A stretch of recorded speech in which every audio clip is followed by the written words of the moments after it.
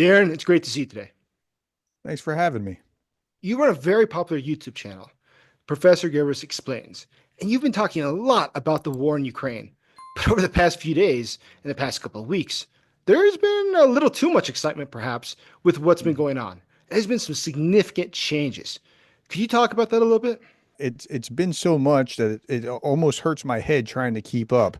And we see large um, large brushstrokes of things that are happening. So I'm going to talk to that rather. So in large brushstrokes, it looks like Trump is just kind of pushing Ukraine back. But of course, you know, tomorrow he could be saying Zelensky's the best thing ever because Trump doesn't really have an internal ideological core. And so he can kind of zig and zag in ways that past presidents don't. Right? Like, what is Obama's compass always pointed left. You knew where George W. Bush was, but Trump can be here or there depending on whims or other things. And that creates a lot of chaos in the international community. It's kind of like when the chairman of the Fed says something like, he just saying something, maybe commented on lunch, and then the markets drop, right? Because whatever he says is it's a megaphone. And so Trump, he says this, and then the world reacts. The great example here is the Oval Office a week ago, and when you see that happen, Europe reacted, and in a big way. And this was actually a really good thing that Europe reacted the way that it did, because Trump may have accidentally united Europe in a way that Europe hasn't been united for this entire war. Now, I'm not giving him credit like he was meaning to, or this was, but at the same time, yeah, on that Sunday that followed that, they were really talking in ways that you hadn't seen them talk before. And the proof will be in the pudding in the subsequent meetings as they start really funding things in earnest. That's true. There's been a lot going on, and it's not clear, though, exactly what Europe will do. I mean, it definitely seems that they'll have to be taking much more of a leadership role, something that France, as well as Britain, has been talking about a lot. Yet it's not quite clear what Germany's role is going to be, but it does appear that it will be also playing a very significant role. What do you think the long-term consequences will be? I think long term, Europe is going to try to figure out how to step out from under America's shadow. I mean, unless something radically changes, and it could, because again, Trump is somewhat volatile. But Europe's going to try to step out from under America's shadow. Germany was talking about $1 trillion. I mean, like, wow, okay, that they could be spending here, emergency funding. Keir Starmer is talking about putting boots on the grounds and planes in the air. Macron's not very far behind that sort of thing. So I think Peter Pavel of the Czech Republic was talking about the coalition of the willing. I think that you're going to see them, these individual nations say, yes, we're anteing up. Poland will be certainly be involved in that. The Baltic states will certainly be involved in that.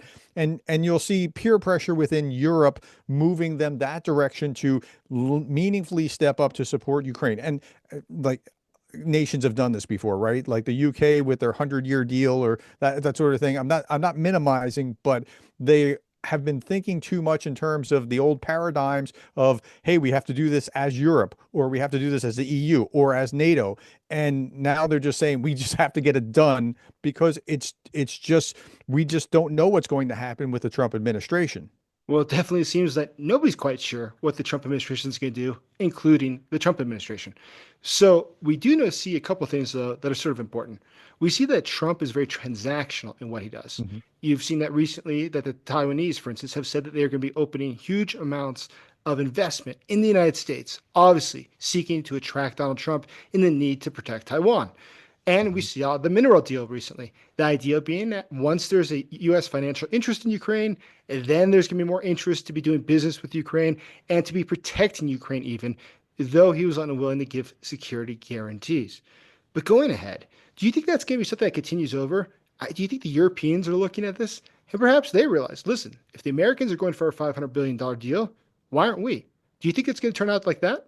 I think they already have floated something, and that has perhaps moved toward the deal that the U.S. and Zelensky were trying to make about the mineral deal. I think that actually spurred it on. Of course, the Russians were trying to create a mineral deal as well.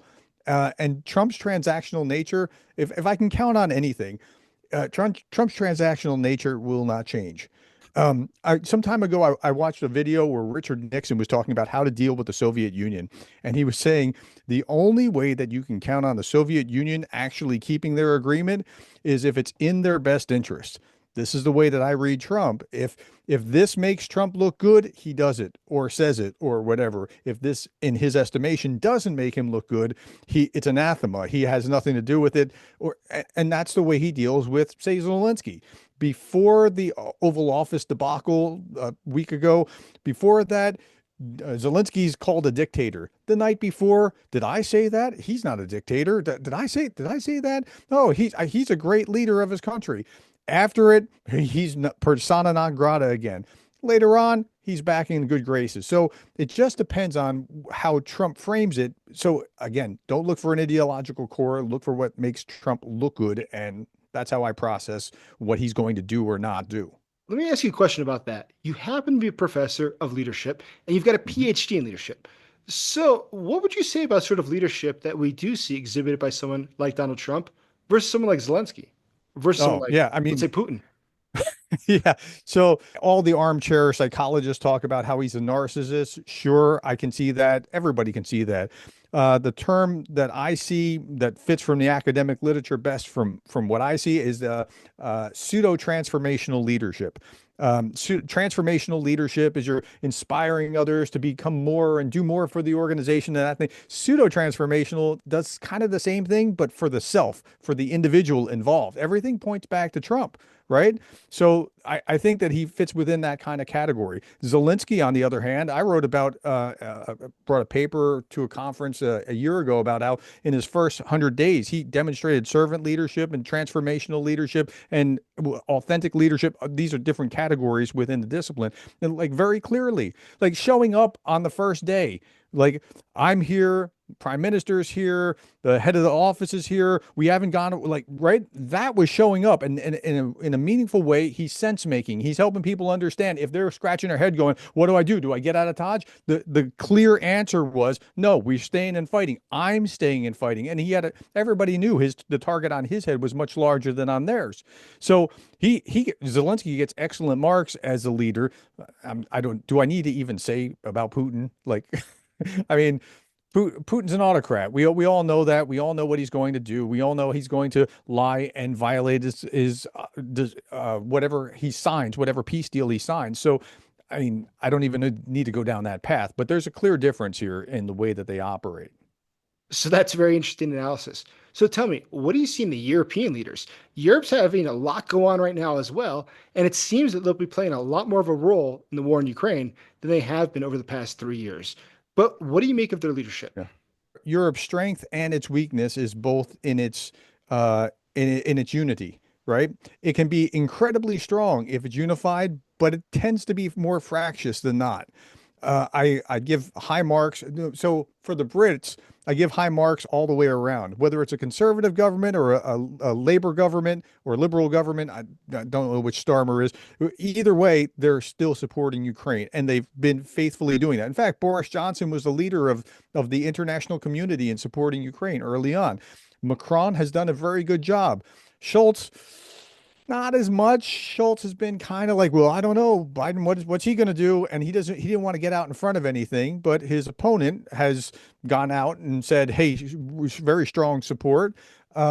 Really, the trouble comes when you get to Hungary and you get to Slovakia and perhaps even Romania. If Georgescu is, I mean, like he's leading in polls even still. Like it's kind of crazy to watch.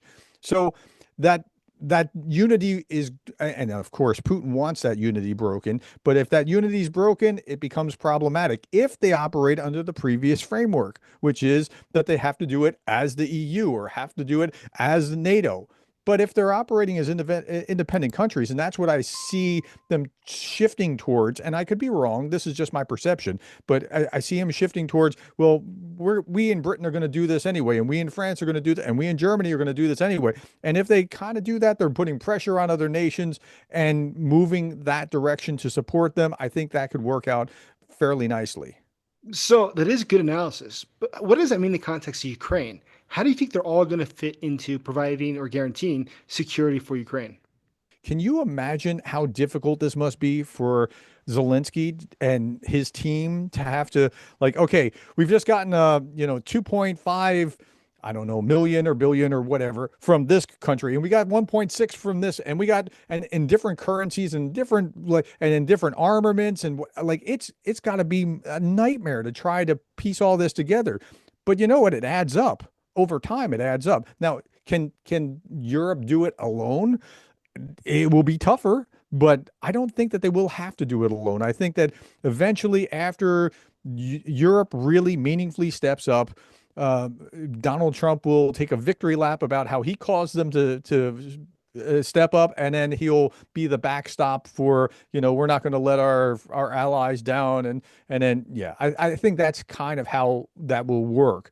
Now, I could be wrong about that. Maybe he'll just run headlong into the arms of Russia, but I don't think that Russia's that popular. I watched the polls, and I see that Americans support Ukraine and Americans don't support Russia. It's like 4% support for Russia.